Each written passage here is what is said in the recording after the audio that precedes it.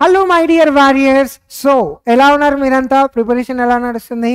All right. So if you are new to the channel నానా once ఏం జరుగుతుందో చెప్పేసాను. టార్గెట్ సిరీస్ అనేసి స్పెషల్గా intermediate first and second year వాళ్ళు ఎవరైతే బోర్డ్ ఎగ్జామ్స్ కోసం రాస్తున్నారో ప్రిపేర్ అవుతున్నారో వాళ్ళ కోసం మన బ్యాచ్లో మన ఛానల్లో టార్గెట్ సిరీస్ అనేది స్టార్ట్ చేసుకున్నాం. అండ్ దీని డ్యూరేషన్ వచ్చేసి 45 days ఆఫ్ టైం నానా. Every day 4 lectures from 4 subjects, maths, physics, chemistry and biology నుండి హైలీ వెయిటేజ్ ఉన్న చాప్టర్స్తో పాటు ప్రీవియస్ ఇయర్స్ క్వశ్చన్స్ అన్నింటినీ అల్టర్ చేసుకొని మీ ముందుకు తీసుకొని వస్తున్నాం.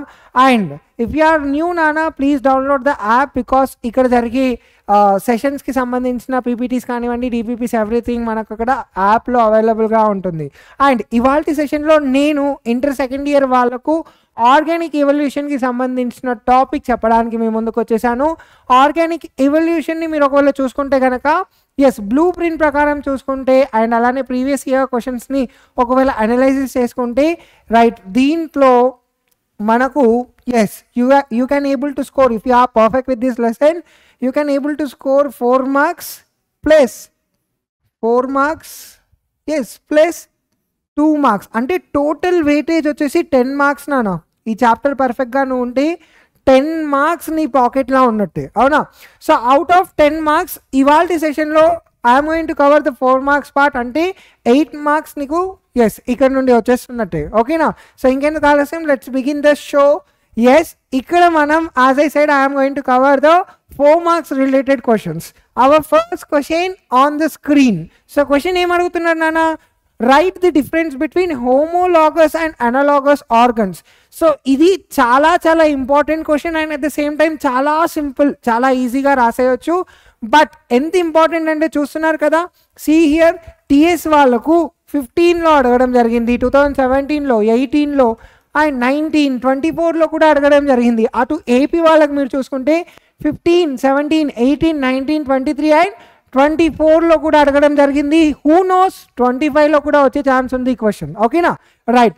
సో హోమోలాగస్ అంటే ఏంటి అంటే see here these are the organs which are having, ఈ ఆర్గన్స్లో సో ఈ ఆర్గనిజమ్స్లో నాట్ ఆర్గన్స్, సో ఆర్గనిజమ్స్లో సిమిలర్ స్ట్రక్చర్ ఉండి ఫంక్షన్ డిఫరెంట్గా ఉంటే సో అలాంటి ఆర్గన్స్ని మనం హోమోలాగస్ ఆర్గన్స్ అంటాం. ఫర్ ఎగ్జాంపుల్ ఒక కుక్ ఉంది అండ్ హ్యూమన్ బీయింగ్ మనం ఉన్నాం, అండ్ అలానే ఒక టైగర్ ఉంది, ఒక వేల్ ఉంది, ఓకే? సో వీటన్నిటి స్ట్రక్చరల్ అరేంజ్మెంట్ చూసుకుంటే కనుక so radii, ulna, next 5 fingers, everything arrangement సిమిలర్గానే ఉంటుంది. స్ట్రక్చరల్ అరేంజ్మెంట్ సేమ్గా ఉంది కానీ ఫంక్షనల్ మాత్రం డిఫరెంట్గా ఉంది. See human beings using hand for different purposes, right? Dog, tiger, they are using for chasing, for holding something, అలానే ఇక్కడ వేల్ చూసుకుంటే it is used for swimming, or not? So structural arrangement సేమ్గా ఉంది కానీ function మాత్రం డిఫరెంట్గా ఉంది. అలాంటి ఆర్గన్స్ని మనం ఏమంటున్నామంట? We're calling it as homologous organs అంటున్నాం. Then what about analogous organs? Structural arrangement డిఫరెంట్గా ఉంది కానీ సేమ్ ఫంక్షన్ అంటే సేమ్ పని చేస్తుంది. అలాంటి ఆర్గన్స్ని మనం ఏమంటున్నామంట? అనలాగస్ ఆర్గన్స్ అంటున్నాం. See here, these are the organs which have different origin, okay? So different origin ఉన్నప్పటికీ కూడా సేమ్ ఫంక్షన్ చేస్తుంటే అలాంటి ఆర్గన్స్ని మనం ఏమంటున్నామంట? అనాలాగస్ ఆర్గన్స్ అంటున్నాం. సింపుల్ ఎగ్జాంపుల్ నానా, సి హౌస్ ఫ్లై ఉంది, ఇన్సెక్ట్, అవునా? ఒక బర్డ్ ఉంది, right? Let me take an example. ఒక బర్డ్కి పిజియన్ అనుకుందాం అండ్ నెక్స్ట్ బ్యాట్ ఉంది, okay? All the 3 things, okay? మూడిట్లో కూడా నువ్వు వింగ్స్ని చెక్ చేయి, ఏ విధంగా ఉంది? Are they similar? బర్డ్లో ఫెదర్ ఉంది, బ్యాట్స్లో ఫెదర్స్ ఉండట్లేవు, ఇన్సెక్ట్లో కూడా, okay? But all these 3 are using for the same function, that is for flying. అంటే స్ట్రక్చరల్ అరేంజ్మెంట్ డిఫరెంట్గా ఉన్నప్పటికీ కూడా ఫంక్షనల్ సేమ్గా ఉంటే అలాంటి ఆర్గన్స్ని మనం అనాలాగస్ ఆర్గన్స్ అంటాం. I hope it is very clear for you. And ఇక్కడ మనం చూసుకుంటే హోమోలాగస్ ఆర్గన్స్ వచ్చేసి they are divergent in origin. ఆరిజిన్లో ఏ విధంగా ఉన్నాయంట? డైవర్జెంట్గా ఉన్నాయి. ఇవి వచ్చేసి కన్వర్జెంట్గా ఉన్నాయి, ఓకే? Analogous organs are convergent in origin. Example hand of man and wings of bat. చూడండి, hands of man and wings of బ్యాట్లో హ్యాండ్ ఆఫ్ మ్యాన్లో సేమ్ కైండ్ ఆఫ్ అరేంజ్మెంట్ ఉంది, కానీ we're using our hand for different purpose and bat is using its wing for flying. Yes or not? అవునా? Right. Now see here analogous organs లో చూసుకుంటే wings of బటర్ఫ్లైని చూడండి, అలానే wing of బర్డ్స్ని చూడండి. Are they same? No. కానీ రెండు కూడా ఎక్కడ యూజ్ చేస్తున్నాయి? For flying. Yes or not? Right. Now all these organs are having same arrangement of bones, but their functions vary to suit their mode of life. Here, when the animals live in same habitat and lead a similar mode, okay, now similar mode of life, they tend to have same body form. Okay, so I hope you understood this answer in detail. రాయొచ్చు, ఏముండదు, just elaborate చేయండి, example ఇవ్వండి, ఆ ఎగ్జాంపుల్లో మీకు ఏమర్థమైందో మళ్ళీ అది రాసేసేయండి, points అయిపోయాయి. అవునా? Right. Now next question, right A short note on theory of mutations. Okay, mutations అంటే ఏంటి? మ్యూటేషన్స్ అంటే ఏం లేదు నాన్న, సడన్గా ర్యాండమ్ ఇన్హెరిటబుల్ చేంజెస్ ఏవైతే ఆర్గానిజంలో జరిగిందో దాన్ని మనం ఏమంటున్నామంట? మ్యూటేషన్స్ అంటున్నాం. ఈ థియరీని ఎవరు ప్రపోజ్ చేసిందంట? Hugo de Vries proposed this mutation theory. ఇతను ఏం చేసిందంట? ఈనోథెరా లామార్కియానా అంటే కామన్గా మనం ఈవినింగ్ ప్రైమ్ రోజ్ అంటాం. సో దీని మీద వర్క్ చేసి ఇతను 4 డిఫరెంట్ ఫార్మ్స్ ఆఫ్ ఈనోథెరా లామార్కియాని కనుక్కున్నాడు. ఓకేనా? సో అందులో ఆ 4 డిఫరెంట్ ఎలా ఉన్నాయంటే, కొన్నిట్లో స్మాల్ స్టైల్ ఉన్నాయంట, like Oenothera brevistylis, and smooth leave forms ఉన్నాయంట, లైక్ ఈనోథెరా లెవిఫోలియా, అండ్ గియాన్ ఫార్మ్ అంటే లార్జ్ ఫార్మ్లో like Oenothera gigas, and dwarf form like Oenothera nanella. Okay, so ఈ అన్ని 4 కూడా they are the mutant forms. Okay, అవి mutant forms. Darwin called mutations as sports of nature. Darwin ఏమని పిలిచాడంట? Sports of nature అని పిలిచాడంట మ్యూటేషన్స్ని. వేరాస్ Bateson ఏమని పిలిచాడంట? Discontinuous variations అని పిలిచాడంట. ఓకేనా? Right. Let's move on to the salient features of mutation theory. So mutations ఎలా జరుగుతున్నాయంట? Time to time naturally breeding పాపులేషన్లో జరుగుతుందంట. అండ్ ఇవి డిస్కంటిన్యూస్గా, and they are not accumulated over generations. They are discontinuous and they are not accumulated over generations అంటున్నాడు. And you could able to find they are full-fledged and there are no intermediate forms. Okay, so మధ్యలో intermediate forms ఏమి ఉండవు ఇక్కడ. ఫుల్-ఫ్లెడ్జ్డ్గా డైరెక్ట్గా మనకు variation అనేది కనబడిపోతుంది. They are subjected to natural selections. ఒకవేళ న్యూగా ఫామ్ అయిన మ్యూటేషన్లో కొత్తగా వచ్చిన ఏదైనా క్యారెక్టర్ యూస్ఫుల్ ఉంటే కంటిన్యూ అవుతుంది, యూస్లెస్ ఉంటే that is going to selected by nature itself. ఓకేనా? రైట్. సో నెక్స్ట్ క్వశ్చన్ చూడండి, explain Darwin's theory of natural selection with industrial melanism as an experimental proof అని అడుగుతున్నాడు. ఈ క్వశ్చన్ చూడండి, ఏపీ వాళ్ళకు 2016, 17, 18, 23, 24లో అడగడం జరిగింది. అండ్ టీఎస్ వాళ్ళకు 2015, 16, 17 and 19లో అడగడం జరిగింది. హూ నోస్ నెక్స్ట్ 2025లో కూడా అడిగే ఛాన్స్ ఉంటుంది. సీ హియర్, నేచురల్ సెలెక్షన్ అంటే ఏంటిది? Nature is going to select which organism to survive and which organism to be removed from the earth.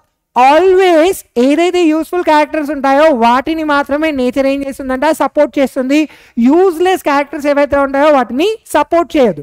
అయితే ఇక్కడ క్వశ్చన్లో నీకు ఏం అడుగుతున్నారంటే with industrial melanism as an experimental proof తోటి చెప్పమంటున్నాడు. Now Darwin's theory of natural selection is explaining that nature has its own way to eliminate the organisms which cannot survive. Natural selection of darker forms due to industrial pollution is known as industrial melanism. See here, industrial pollution valla ఏం జరిగిందంట, మనకి ఇక్కడ darker ఫార్మ్స్ని nature select చేసుకుంటుందంట. I will be giving an example for this. So ఈ ఫెనామినన్ని మనం industrial melanism అంటున్నాం. Let's move on to the example. peppered moth is taken as scientific example to explain this industrial melanism. Okay, ఈ moths మనకు రెండు కలర్స్లో కనబడుతుండే అన్నట్టు, grey ఇంకా బ్లాక్ కలర్. కానీ గ్రే మాత్స్ అనేవి ఎక్కువగా ఉంటుండేనంట ఎప్పుడు, ఇండస్ట్రియల్ ఓకే పొల్యూషన్ కాకంటే ముందు. ఓకే, సో గ్రే కలర్ అనేది చాలా ఎక్కువగా ఉంటుండేనంట. కానీ ఇండస్ట్రియల్ రెవల్యూషన్ అయిన తర్వాత ఎక్కువ లైక్ మా ఇండస్ట్రీస్ నుండి ప్రొడ్యూస్ అవుతున్న సూట్ స్మోక్ దీనివల్ల ఎక్కువగా పొల్యూషన్ అయ్యి okay you could able to find what whole trees అన్నీ కూడా they use to be covered with black colour layer. ఇలా ఉన్నప్పుడు గ్రే కలర్ మాత్స్ అనేవి చాలా ఈజీగా ఐడెంటిఫై అయిపోతుండే కాబట్టి yes predators use to eat all these grey colour moths. As a result ఏం జరిగిందంటే అక్కడ grey colour moths lost the chance to survive here and black colour moths got the chance to survive. So ఈ విధంగా nature అనేది ఏదైతే useful trait ఉందో దాన్ని yes it is going to support here. See here, grey moths were abundant before industrial revolution in all over the England. Pollution from industries in the form of soot turned barks of trees into black. So the grey moths were easily identified and were more predated by birds. Thus grey moths decreased in number, black moths increased in the population. See here, right A short note on neo Darwinism అని అడుగుతున్నాడు. అసలు neo Darwinism అంటే ఏంటి? ఈ question AP వాళ్ళకు okay 2019 మేలో అడగడం జరిగింది, అలానే 20లో కూడా అడగడం జరిగింది. సో నియో డార్వినిజం ప్రకారం చూసుకుంటే 5 బేసిక్ ఫ్యాక్టర్స్ ఇన్వాల్వ్ అయి ఉన్నాయి రైట్ ఫర్ ఆర్గానిక్ ఎవల్యూషన్. ఆ 5 బేసిక్ ఫ్యాక్టర్స్ ఏంటిది అంటే ఫస్ట్ వన్ జీన్ మ్యూటేషన్. అంటే ఏంటిదంటే there is a change in structure of DNA, దీన్ని మనం gene mutation or point mutation అంటున్నాం. Any change in DNA alter the phenotype to produce variations in the offsprings. Okay, next వచ్చేసి chromosomal, మనోడు మళ్ళీ okay chewing చేసుకున్నాడు. So chromosomal mutations. Okay, so ఇక్కడ chromosome మీద addition కానీ deletion or inversion and translocation of chromosome comes under what chromosomal mutation. దీనివల్ల ఏమవుతుందంట ఫీనోటైప్లో అల్టర్ అనేది జరుగుతుందంట. నెక్స్ట్ వన్ వచ్చేసి జెనెటిక్ రీకాంబినేషన్. ఓకే, మియోసిస్ టైంలో ఒకవేళ క్రోమోజోమల్ బిట్స్లో లేదా జీన్స్లో ఏదైనా చేంజెస్ ఒకవేళ జరిగితే సో దానివల్ల హెరిటబుల్ వేరియేషన్స్ అనేవి ప్రొడ్యూస్ అవుతున్నాయంట. Next natural selection. మీ అందరికీ తెలుసు nature is going to save or favour only for some kind of variations and is going to reject some others. Selected variations మాత్రం ఏమవుతున్నాయంట నెక్స్ట్ జనరేషన్లో కంటిన్యూ అవుతున్నాయంట. ఓకే, నెక్స్ట్ వన్ వచ్చేసి reproductive isolation. Okay, so any reason ఏదైనా reason వల్ల okay if it is stopping interbreeding in a group of population is called as reproductive isolation. The group of population which do not interbreed with other groups grow in separate species. Okay, so ivi 5 different types of factors which are responsible for organic evolution. So ee danne manam neo darwinism antunnam. Okay na, right? So next let's move on to the next question. So next question enti ante yes what is meant by genetic drift. So మనం ఇక్కడ W రాసుకోవాలన్నమాట. What is meant by genetic drift? Explain genetic drift citing the example of founder effect. Okay, so genetic drift అంటే ఏంటిదంటే frequency of జీన్స్లో ఒకవేళ change జరిగితే by ఛాన్స్గా లేదా okay ఒక small పాపులేషన్లో selection చేయకుండా బై ఛాన్స్గా ఒకవేళ ఫ్రీక్వెన్సీ ఆఫ్ జీన్స్లో ఏదైనా చేంజెస్ జరుగుతాయి సో దాన్ని మనం ఏమంటున్నామంట జెనెటిక్ డ్రిఫ్ట్ అంటున్నాం. ఒక జీన్లో జనరల్గా మనకు 2 alleles ఉంటాయి. If the frequency of a particular gene is 1%, probability of losing that allele by chance from the small population is more. అంతే కదా, రైట్? 1% ఉంటే so probability of losing that allele will be more.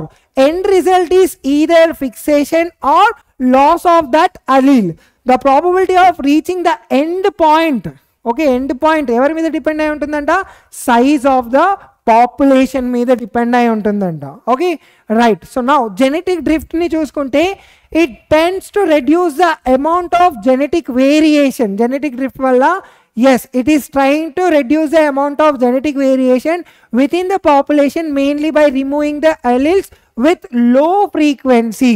Genetic drift can be exemplified by the founder effect. So ఇది ఏ విధంగా అంటే see here, founder effect ఏంటిదంటే ఒక small group of individuals అనుకుందాం.